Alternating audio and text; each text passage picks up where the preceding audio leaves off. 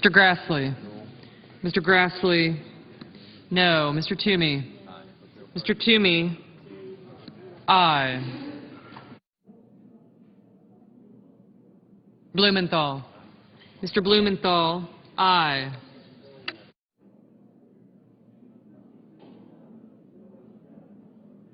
Mr. Levin. Mr. Levin, aye.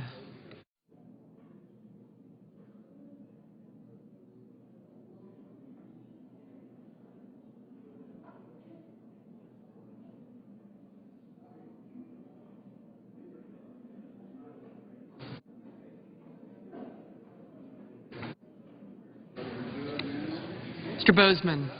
Mr. Bozeman, no. Mr. Tester. Mr. Tester, aye. Mr. Risch. Mr. Risch, no. Mr. Casey. Mr. Casey, aye. Mr. Harkin. Mr. Harkin, aye. Mr. Schumer. Mr. Schumer, aye. Mr. Chambliss, no.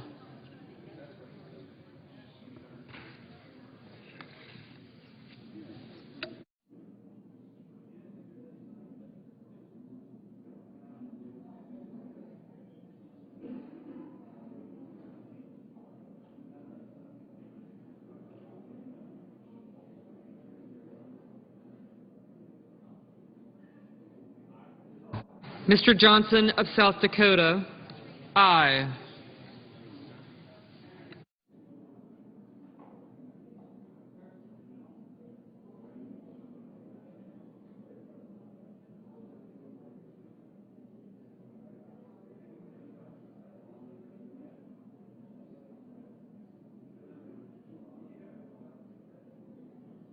Mr. Manchin.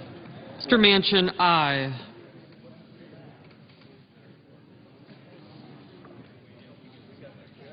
Mr. Sanders. Mr. Sanders, aye. Ms. Cantwell, aye.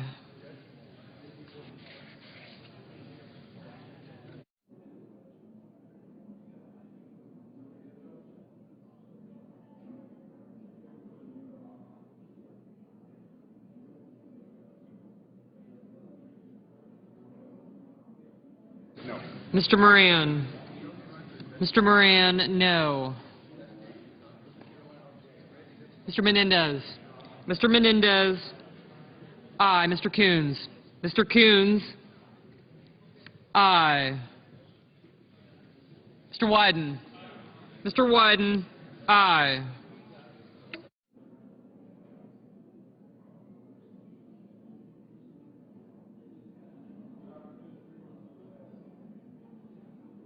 Durbin. Mr. Durbin, aye.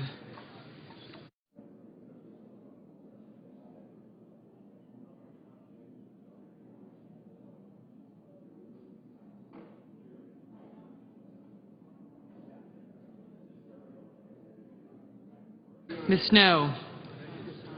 Ms. Snow, aye. Mr. Coates. Mr. Coates, no. Mrs. Hutchison. Mrs. Hutchison, no. Mr. Brown. Mr. Brown of Ohio, aye.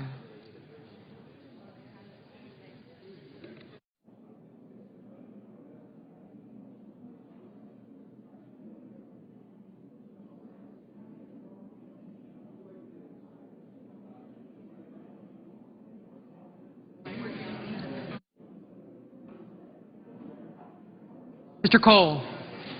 Mr. Cole, aye. Mr. Hatch. Mr. Hatch, no. Mr. Akaka. Mr. Akaka, aye. Mrs. Gillibrand. Mrs. Gillibrand, aye. Mr. Barrasso. Mr. Barrasso, no.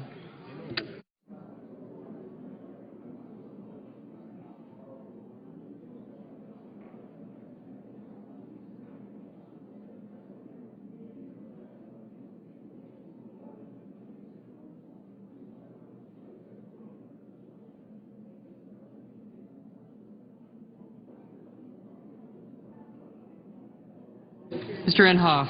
Mr. Inhofe, no.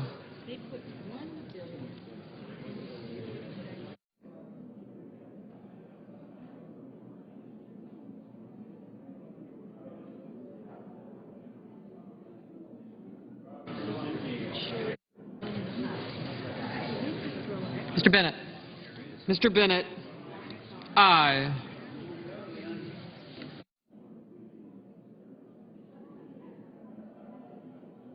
Mr. Pryor.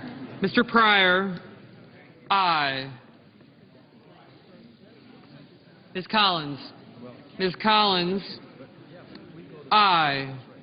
Mr. Sessions, no.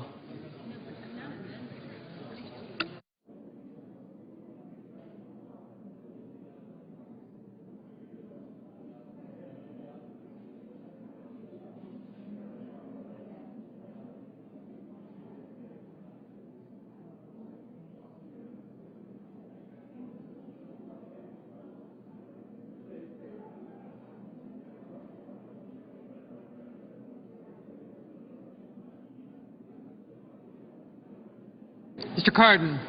Mr. Cardin, aye. Mrs. Feinstein. Mrs. Feinstein, aye. Mr. Lautenberg. Mr. Lautenberg, aye. Mrs. Hagan. Mrs. Hagan, aye.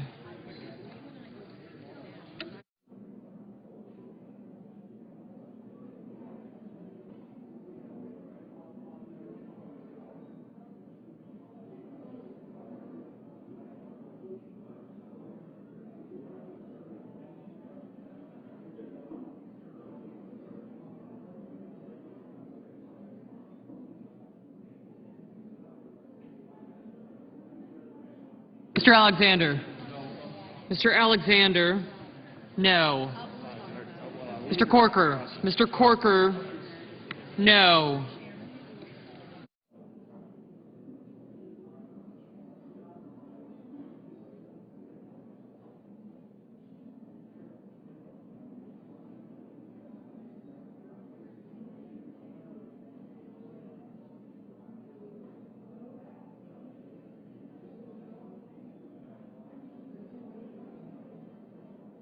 Mr. Conrad. Mr. Conrad, aye. Mr. Carper. Mr. Carper, aye. Mr. Graham, no. Ms. Klobuchar, aye. Mrs. McCaskill. Mrs. McCaskill, aye. Mr. Thune. Mr. Thune, no. Ms. Murkowski.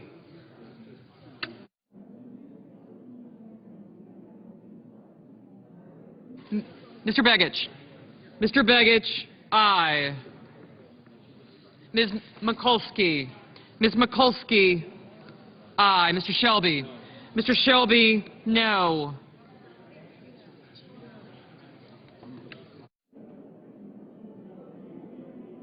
I got you.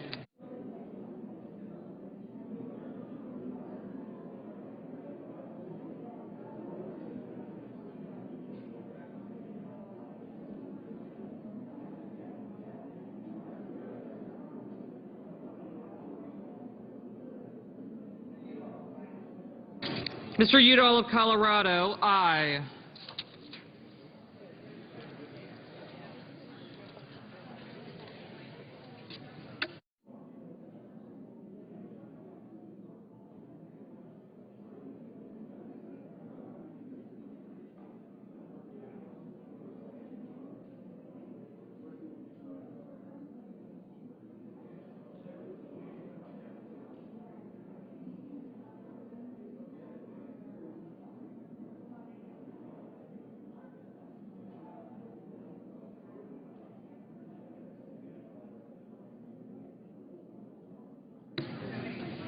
Mr. Roberts. Mr. Roberts, no.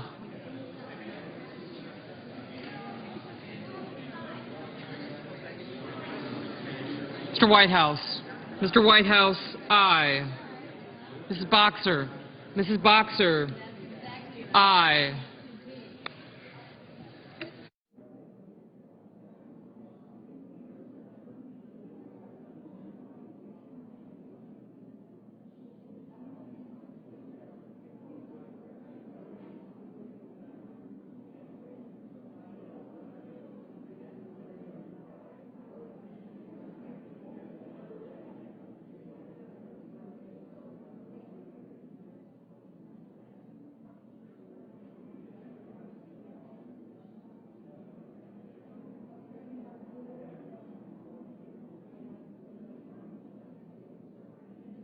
Mr. Lieberman. Mr. Lieberman, aye.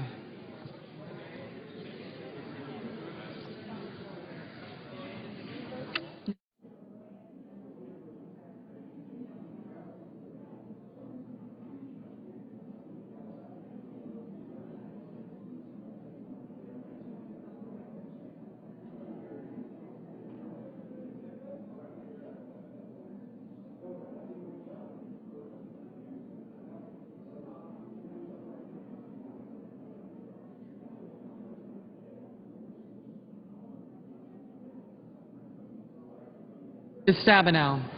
Ms. Stabenow, aye.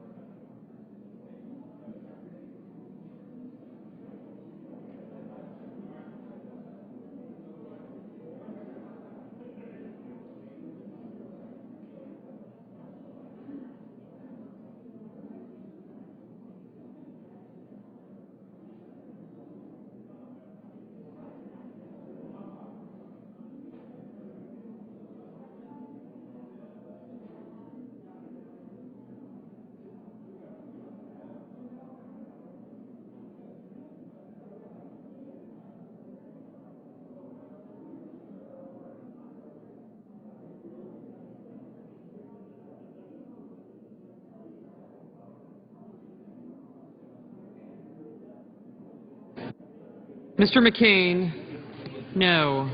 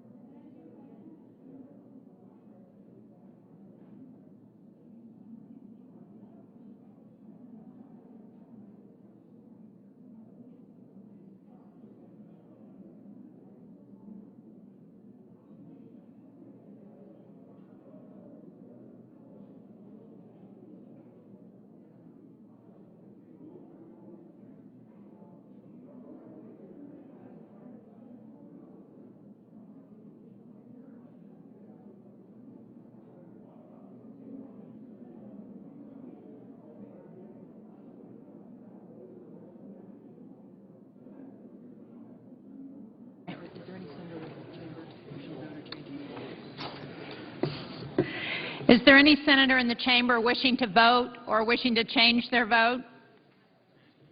Hearing none. On this vote, the yeas are 61, the nays are 38. Three-fifths of the senators duly chosen and sworn having voted in the affirmative, the motion upon reconsideration is agreed to.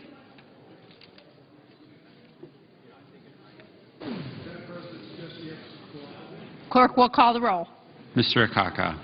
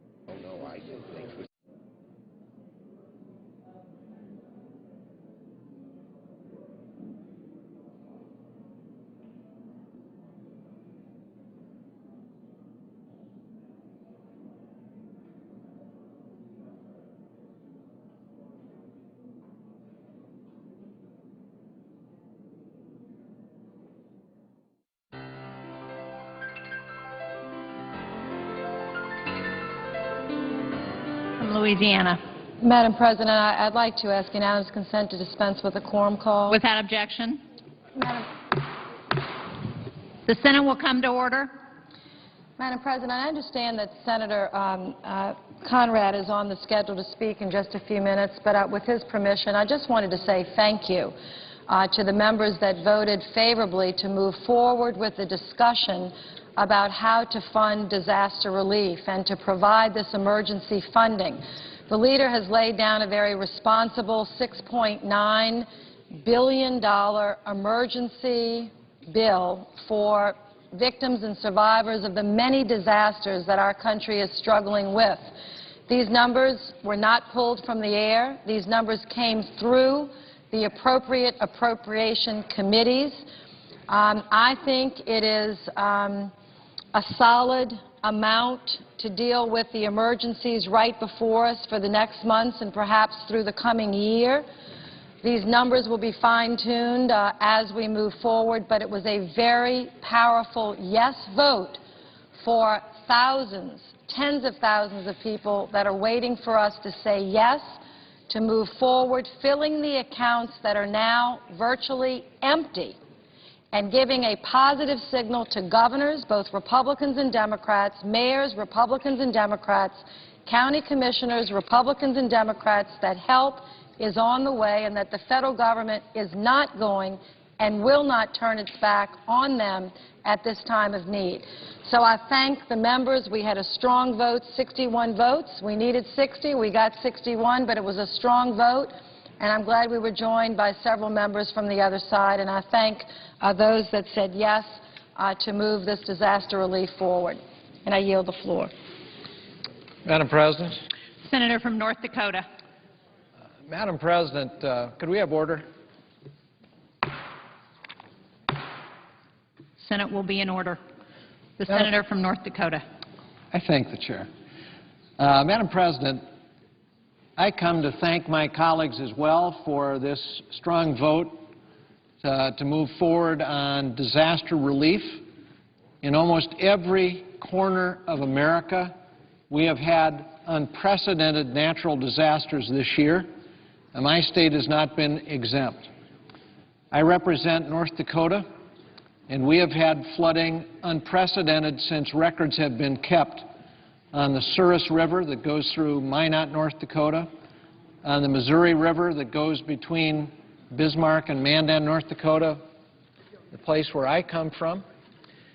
Madam President, we have seen absolute devastation. Water levels that changed virtually overnight. I can remember the forecast being raised 10 feet for Minot, North Dakota in a period of 48 hours.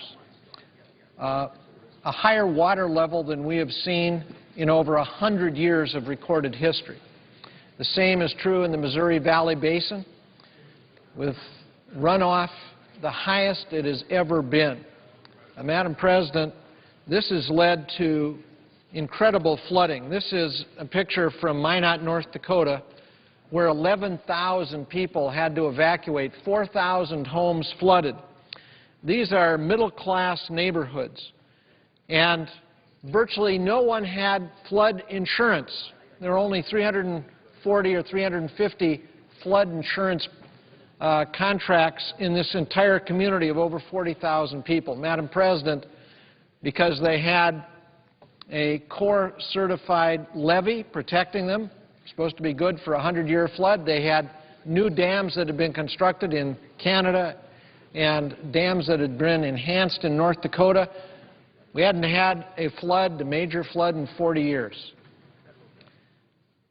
And Madam President, FEMA is absolutely essential to helping these people get back on their feet. That funding is necessary, but it's not sufficient.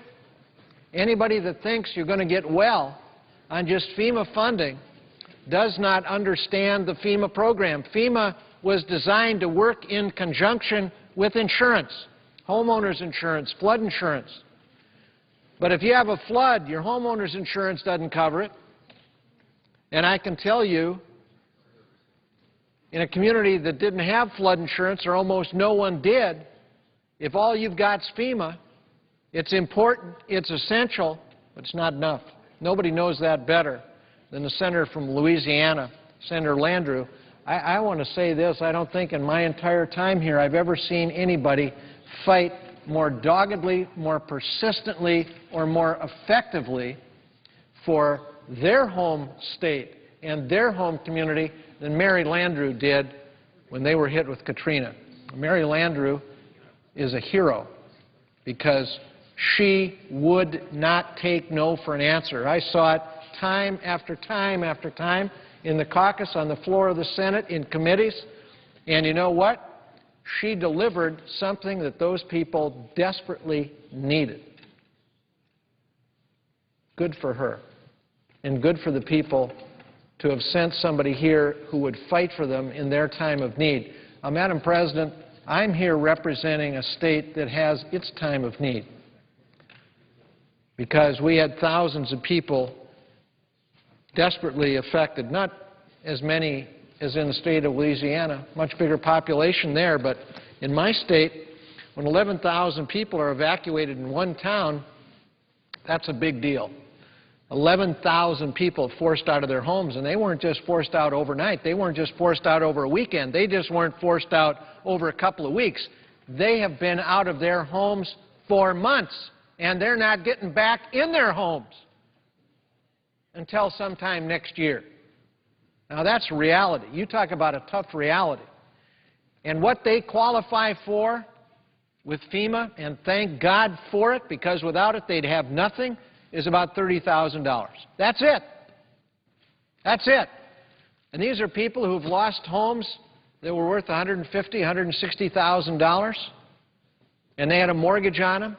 What do? They're going to get $30,000? Do they rehab the home? Do they rebuild the home? What do? $30,000 when a home has been underwater for 6 weeks, for 8 weeks. Thousands of homes that had 10 feet of water on them for weeks and weeks and weeks.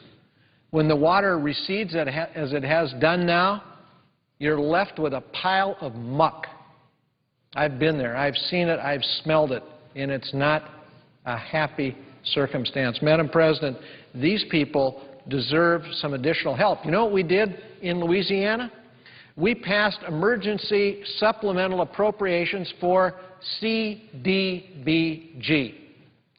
And I predict here, if that's not done now in this disaster, these communities will have a difficult time ever recovering. Because your homeowner's insurance, you're not going to collect on that in a flood. Very few people had flood insurance because they thought they were protected by the dams. They're left with $30,000 to recover. It doesn't add up. Madam President, we have got to have additional CDBG funding because that's what was used in the floods in North Dakota in the 90s that helped us recover. That's what was used in Louisiana to help them recover. That's what's going to be needed here in cases where flooding occurred. Madam President, here's the headline from the Minot Daily News. Projection, devastation. Because when they were told that the water level was rising as rapidly as it was, there was no time to defend the town. Here they had levees that were supposed to be good for a 100-year flood, but Canada lost control of one of its major dams. Their provincial leadership told our governor, the floodgates are wide open. We've lost control of the dam. And that wall of water is coming your way. And that meant, in a short period of time, the projections for the height of the water in Minot, North Dakota went up 10 feet, 48 hours. There is no way to raise miles and miles of levees 10 feet in 48 hours. That's humanly impossible. Madam President, what's the result? Everywhere you look, flooding. Minot Daily News, headline, it's a sad day. boy, it was a sad day. Crest could be 10 feet higher than June 1st. In just a matter of days, that wall of water was headed towards this community, and they had no time to raise their defenses. And here's the predictable result, Madam President. That's Minot, North Dakota, the downtown. Water everywhere. In every residential community in the valley, the business community, you can see in this water, not like a typical flood, the water comes and goes. Here the water came and stayed for days and weeks and months. And it wasn't until just recently that the flood water receded. This is a picture, again, from that community, and you can see in many cases all you see is the rooftops. And again, I want to say to those who might be listening, because they need to understand, the FEMA assistance that we believe is now going to be on its way. In our case, some of it's already been received. We deeply appreciate it. Is not going to be enough. When you've lost a $160,000 house, $30,000 is not going to touch the problem. That is the reality. And the only way that you're going to make a meaningful inroads on that problem for people that didn't have flood insurance through no fault of their own because they thought they were protected by new dams, by a levee. But unfortunately, they face something that's never been seen in history. Never been seen in history. These are middle-class families, and they're devastated. And there are thousands of them, over 4,000 homes destroyed in a community of 40,000 people. Madam President, if we don't get some additional help through additional funding for CDBG, those people's lives will be devastated. That is the reality. We did better for the people in Katrina. We did better for the people who were victims of the floods back in the 90s because we passed emergency supplementals for CDBG to help people who were devastated, who needed a helping hand. We need to do it again. Madam President, I'm pleased to say that we have circulated a letter, have bipartisan signatures on it, to the leadership asking for CDBG funding on an emergency basis for the communities, not just in my state, but all across the country. The people in Joplin who were devastated by a tornado, with wind speeds, I'm told now, some of them up to 300 miles an hour. The people who have just been devastated by Irene. Others who were affected by Lee. And others who we can fairly anticipate will be hit as we go through the hurricane season. Madam President, we have seen natural disasters. I think natural disasters have now been declared in all the states but 2. Madam President, we need to, yes, replenish FEMA. We need to do it on an urgent basis.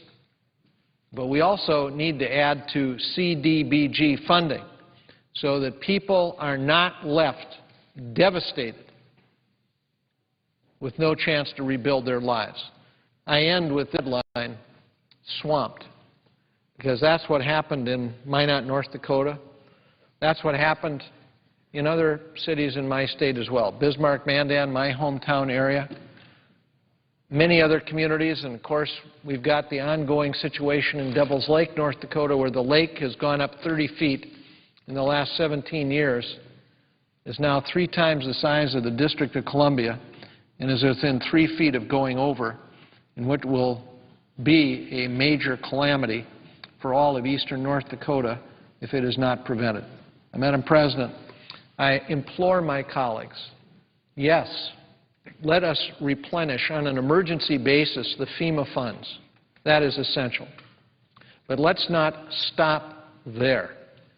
let's also provide meaningful funding for CDBG, because without it, families will have a very difficult time ever recovering from these devastating blows. I thank the Chair and yield the floor.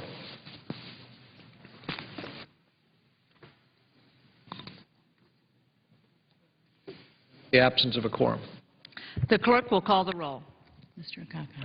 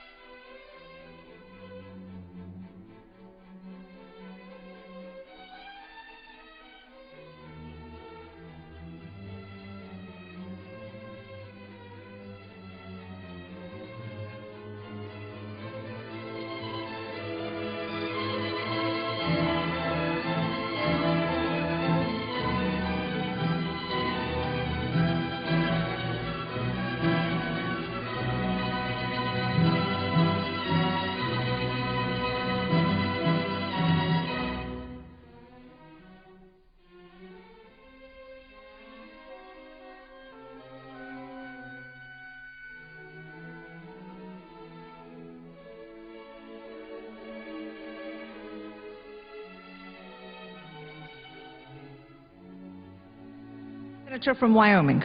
Thank you, Madam President. I ask that the quorum call be vitiated. Without objection. Ask unanimous consent to speak for 10 minutes as if in morning business. Without objection. Thank you, Madam President. Madam President, last week the President addressed a joint session of Congress.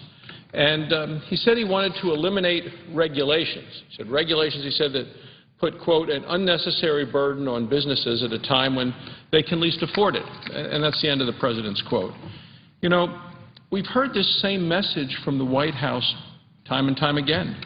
The rhetoric coming out of this White House simply hasn't matched the reality. In fact, Washington continues to roll out red tape each day, and the red tape makes it harder and more expensive for the private sector to create jobs in this country. The President also said that his administration has identified, he said, over 500 reforms to our regulatory system, he said, that would save billions of dollars over the next few years. While I appreciate that the White House has identified wasteful regulations, it won't really help our economy unless the White House repeals them. In January, this White House has only repealed, since January, he's only repealed one single regulation, and it has to do with spilt milk. And as the President's new plan does nothing really to fix the regulatory burdens faced by our job creators, it actually adds to the burdens of the job creators of this country. The President has tried to justify this increasing avalanche of red tape, and he said he doesn't want to, quote, choose between jobs and safety. Well, in today's regulatory climate, that choice is a false choice. Washington's wasteful regulations aren't keeping Americans safe from dangerous jobs. The American people can't find jobs because no one is safe from the regulations coming out of Washington. For every step that our economy tries to take forward, Washington's regulations continue to stand in the way. Federal agencies' funding has increased 16% over the past 3 years, while our economy has only grown 5% over these same 3 years. Washington's regulatory burden is literally growing 3 times faster than our own economy. This massive increase in Washington's power has only made the economy worse. Americans know that regulating our economy makes it harder and more expensive for the private sector to create jobs. The combined cost of the new regulations being imposed by this administration just last month was over $9 billion. Much of this cost has been borne by America's energy producers and has cost American workers thousands of red, white, and blue jobs. Now, those who try to justify these policies claim that they will help us to create green jobs at some unknown time in the future. Our economy, our job market, is not a seesaw. Pushing one part down doesn't make the other side pop up. This administration's out-of-control regulation is persistently dragging down large portions of our economy. The President has promised to stop this kind of overreach. You'll remember that he issued an executive order at the start of this year that was supposed to slow down Washington's regulation. So, what has this administration done about it? Well, in the 7 months since the President issued his executive order, hundreds and hundreds of new rules have been either enacted or proposed. For every day that goes by, our job creators face at least one new Washington rule to follow. When the President announced his executive order, he said that he wanted to, quote, promote predictability and reduce uncertainty. Laudable goals. Well, a new rule every day does nothing to promote predictability and is the very definition of uncertainty. The President talked about uncertainty just recently. The main source of uncertainty in the economy right now is Washington's regulations. Yet there is not a single sentence about regulations in the President's address just this week. And to make things worse, the people most victimized by this uncertainty are the very people that the President claims he wants to help. The President said last year that when it comes to job creation, he wants to, as he said, quote, start where most new jobs do. He said, with small businesses. Well, the sentiment is right. But again, what has he done about it? According to the U.S. Chamber of Commerce, businesses with fewer than 20 employees, well, they incur regulatory costs that are 42% higher than larger businesses with up to 500 employees. And that's not even counting the avalanche of new regulations that will come down the road. This year, over 50,000 pages of regulations have been added to the Federal Register already. And the Chamber of Commerce has said that the President's new health care law alone will produce 30,000 pages of new health care regulations, many aimed at small employers. The President has said that he will keep trying every new idea that works, he said. And he said, and listen to every good proposal no matter which party comes up with it. Well, I have a pretty simple idea. If the President wants to know which proposals will work to create jobs, maybe he should require his regulatory agencies to tell him how their own actions will affect the job market. Congressman Terry Lee of Nebraska and I have a bill that will do just that. It is called the Employment Impact Act, Senate Bill 1219. This bill will force Washington to look before it leaps when it comes to regulation that could hurt Americans' jobs. Under our bill, every regulatory agency would be required to prepare what is called a Jobs Impact Statement. And this Jobs Impact Statement would need to be prepared with every new rule that is proposed. The statement would include a detailed assessment of the jobs that would be lost or gained or sent overseas by any given rule coming out of Washington. It would consider whether new rules would have a bad impact on our job market in general. This Jobs Impact Statement would also include an analysis of any alternative plans that might be better for the economy. And most importantly, it would require regulatory agencies to look at how new rules might interact with other proposals coming down the road. The problem with our regulations is not only that they're too sweeping, it is also that there are too many of them. So it makes no sense to look at an individual rule in a vacuum and enacting hundreds of them without knowing their cumulative effect of all of these together could spell death by 1,000 cuts for hardworking Americans who are trying to work and support their families. Also, in keeping with the principles of transparency, this bill would require every jobs impact statement prepared by a federal agency to be made available to the public. The American people deserve to know what their government is actually doing. And federal agencies in Washington need to learn to think before they act. Requiring statements from these agencies on what their regulations will do is nothing new.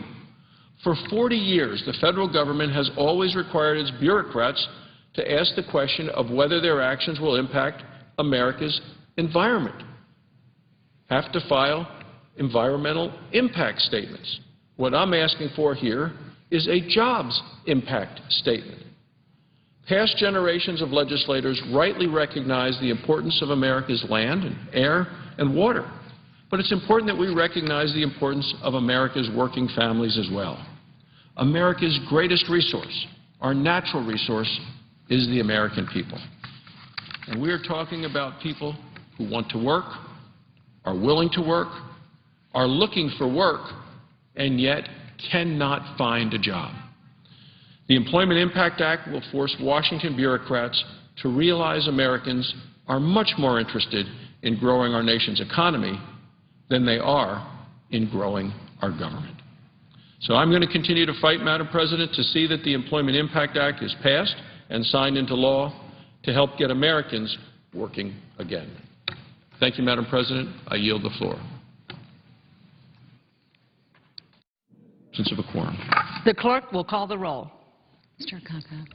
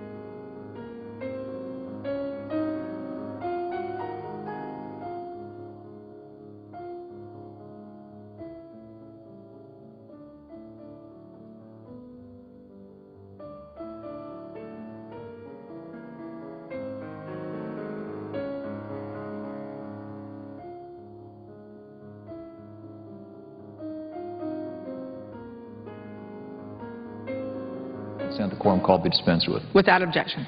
Madam President, I want to echo the comments made by my colleague from Wyoming regarding regulations. That is something that I hear from small businesses all across South Dakota, traveling my state during the month of August. I toured businesses. I visited with farmers and ranchers and small business people. That was a recurring theme. One thing that people continued to bring up unsolicited, and when you ask them questions about what can be done to help create jobs, to get them investing and putting their capital to work, that was the overwhelming response. It came back literally every single time that businesses are concerned about the overreaching regulations coming out of Washington, D.C. and the economic uncertainty that it creates. And part of it just has to do with the predictability that businesses need to make long-term investment decisions. If they don't know what's going to happen next in Washington, D.C., it makes it awfully hard for them to plan. And so as a consequence of that, we see billions of dollars, trillions of dollars sitting on the sidelines right now that could be invested, could be put to work, could be getting people back to work in this country. And so last week we all listened with great interest as the President came out to a joint session of Congress and made a speech about a jobs plan. And he talked about pass this jobs plan. And he's been traveling around the country making that same argument. And what was interesting to me about that proposal, and of course the speech itself was sufficiently vague, it was very difficult to know exactly what was in that proposal, where more of those details now are coming to light. But it sounded eerily similar to the very same proposal that we voted on a couple of years ago here in the United States Senate. It ultimately became law. It was called the stimulus bill. It had a price tag of nearly $1 trillion, and the assertions that were made at the time were along the lines that if you pass this, it will keep unemployment below 8%. We all know now that employment is over 9%, and since that stimulus bill was passed, we have lost 1.7 million jobs in our economy. There are 1.7 million fewer Americans employed today than there were when the stimulus bill passed a couple of years ago. And so the question then is, why would we want to go down that same path? And in many respects, this proposal is like that one because it consists of more spending and more taxing and more borrowing, all the things that we believe are detrimental to the economy in the long run. And they do nothing to address the concern that was raised to me by the small businesses across South Dakota and the issue to which the senator from Wyoming was just speaking, and that is the issue of overregulation that we keep hearing from our businesses across this country, the job creators in our economy. And so it strikes me that if the President is serious about actually doing something that will create jobs in this country, it ought to involve putting policies in place that will be conducive toward long-term economic growth, to provide the economic certainty that these small businesses across this country are asking for. Right now, there's uncertainty with regard to taxes. Tax rates are at least locked in now until the end of 2012, but beyond that, it's anybody's guess. There's a concern, of course, that any proposal coming out of Washington right now that deals with deficit reduction might include higher taxes. That's certainly something the President put on the table yet again yesterday as a proposed way to pay for his new stimulus bill. And there is this repeated and just consistent assault upon small businesses in the form of more regulations. You know, the President backed off of the ozone regulations, which is something that everybody reacted very favorably toward in the business community and the people that I talked to.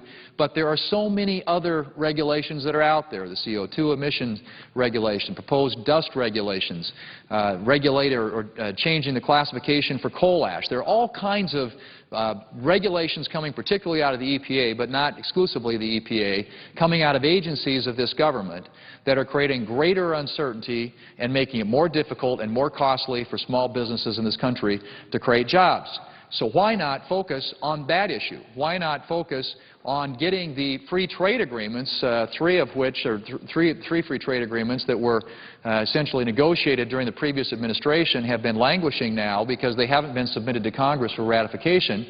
The President talks about promoting free trade and creating jobs through exports, but you've got 3 free trade agreements that were negotiated back in 2006 and 2007. Colombia, I believe, was December of 2006. Panama and South Korea were June of 2007. and the President gets up and talks about, yeah, I want Congress to approve these free trade agreements. We can't do that until he submits them to the Congress. We would love to approve those free trade agreements. It would mean thousands of jobs in this economy. We know that. It is low-hanging fruit. It is something that he could do today that would actually do something positive to actually create jobs in this country. And just as an example, in my state of South Dakota, in 2008, the top three crops in my state, corn, wheat, and soybeans, in those three commodities, we had 81% of the market in the country of Colombia. 81% of corn, wheat, soybeans market. In 2010, that had dropped off to 19%. It is a major collapse in our market share in that country simply because we have not ratified this free trade agreement, and in the interim, we've had other countries that have moved in and filled the vacuum. And most recently here, the Canadians, in August, I think, 15th, came up with, they had their own bilateral trade agreement with Colombia. We may go down to zero market share if we don't act quickly to get these trade agreements improved. So, but it's not a function of us wanting to do it. It's a function of the President submitting those agreements to Congress for ratification. We cannot vote on and ratify those trade agreements, put them into effect, and get them implemented absent the President of the United States sending them up here to Capitol Hill. So that's something that Republicans would love to work with the President on. We would also love to work with the President on a moratorium on regulations. I think it would make perfect sense, given what we know about what small businesses are telling us in terms of creating jobs and hiring people and investing capital, that regulation is a huge impediment to that. And so why not, at least for the foreseeable future, until such time as we start getting this unemployment rate down and get people back to work, put a moratorium on all these crazy regulations coming out of Washington, D.C. There are literally millions of jobs that are impacted by these various regulations, according to estimates that have been put forward by organizations like the Chamber of Commerce and others.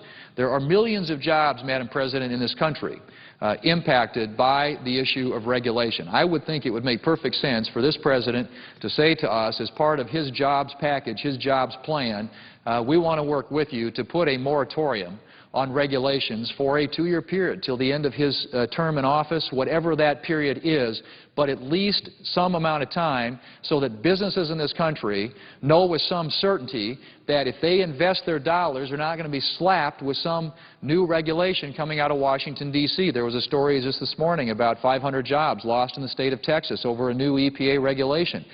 We've seen examples of that in my state of South Dakota. We've had coal-fired power plants that have been nixed simply because of this uncertainty that has been created by regulations coming from Washington, D.C.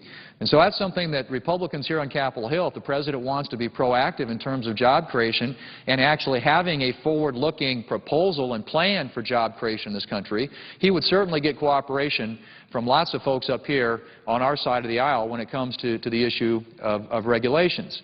Another thing that we would be more than happy to work with the President on is broad-based and comprehensive tax reform. You know, we all talk about it, and nobody seems to be willing, at least from the President's perspective, to put forward a proposal that would actually broaden the tax base in this country, lower the rates on businesses and individuals, and I think lead to an enormous amount of economic growth. Most people that you talk to, again, most businesses suggest that right now in America, the complexity in the tax code, the rates in our tax code make us anti-competitive. We lose jobs every single day to other countries around the world who have lower tax rates. And so businesses are taking their capital and investing it overseas, creating jobs overseas, as opposed to putting it to work here in our country simply because our rates are not competitive. And a good example of that, of course, is our corporate tax rate, which at 35% is the second highest in the world, second only to Japan, and they were going to lower theirs prior to the tsunami. But the fact of the matter, Madam President, is we have tax rates in America today that are making it very difficult for our businesses to compete and to keep those jobs and keep that investment here in this country. So what can you do about that? Well, if you lowered taxes, broad-based across-the-board tax reductions on individuals and small businesses in this country, lowered taxes on investment, I think you would see an explosion of economic growth and get these businesses, provided that there is enough certainty associated with that. In other words, we don't do it for a short period of time, we do it for a long period of time. You will see businesses pick up on that signal from Washington, D.C., and begin to invest again and get a rate structure that is competitive with other countries around the world. So tax reform, regulations, regulatory reform, a moratorium on regulations, trade, those are all issues that we are more than willing to work with this President on if he is willing to work with us, because those are policies proven over time that actually will create jobs for this country. And again, they're the things that we consistently hear. I dare to say that my colleagues on the other side of the aisle are hearing the same thing I'm hearing. I certainly hear it from colleagues on my side who in their travels in their individual states are repeatedly visited by small businesses, and when they go to make contact with their small businesses, hear this over and over and over again. These are the issues that the American business community is saying we need to address if we want to get people back to work in this country. And so I'm certainly hopeful that the President will change directions away from what he is proposing to do now, which is a very similar path to what was done 2 years ago, which we all know has been unsuccessful. If you look at it based upon the metrics, and again, I'm talking about job creation, if you look at it based upon the employment rate in this country, the unemployment rate has gone up, the number of jobs lost has gone up, the amount of our debt has gone up by $4 trillion, so we have borrowed more, we are spending more, and we are getting nothing in return. In fact, the very opposite of what we hope to get, and that is job creation. That approach has not worked.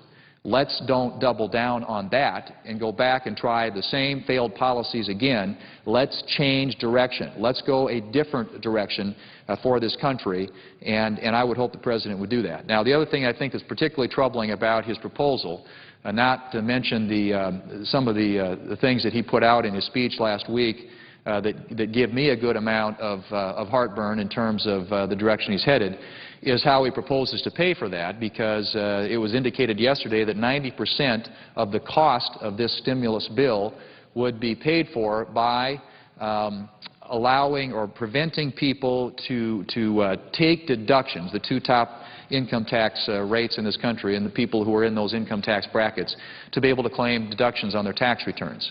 Well, that impacts millions of Americans and millions of job creators, millions of small businesses, not to mention a lot of charities.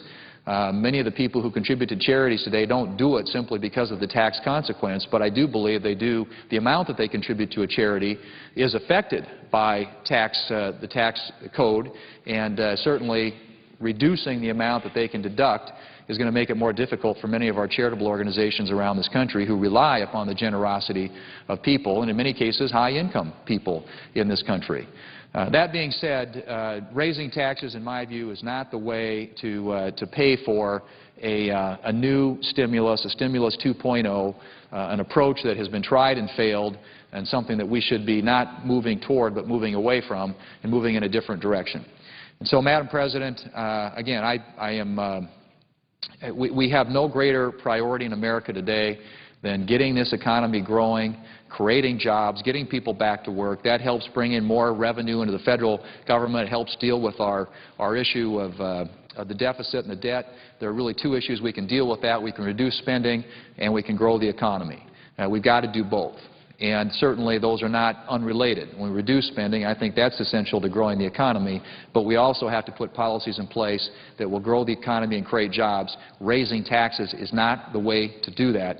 And so the President's proposal to pay for his new stimulus bill, which raises taxes on people in this country, is a wrong-headed approach. It has not worked in the past. It will not work in the future.